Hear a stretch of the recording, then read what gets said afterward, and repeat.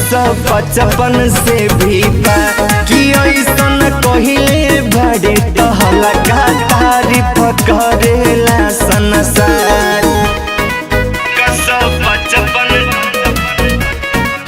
155 से भी बा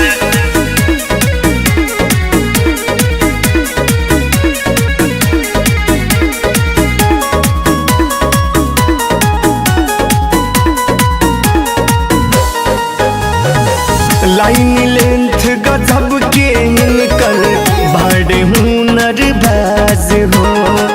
असो के IPL के बनले सबसे तेज गेंदबाज हो, सबसे तेज गेंदबाज हो।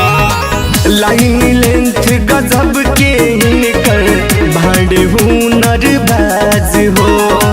असो के IPL के बनले सबसे तेज गेंदबाज हो। विश्व में 50वां रैंक पर आइले धइले सबका पैर। हम अंक यादों के रफ्तार 155 से भी बा कि ऐसन कहिले बाड़े तहला का तारीफ करेला संसार।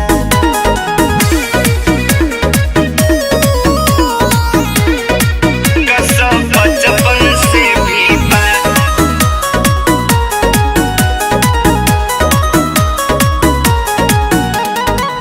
देता लोग बधाई इनके सभी क्रिकेटर हो।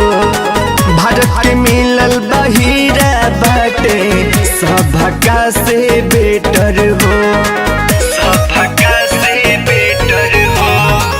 देता लोग बधाई इनके सभी क्रिकेटर हो।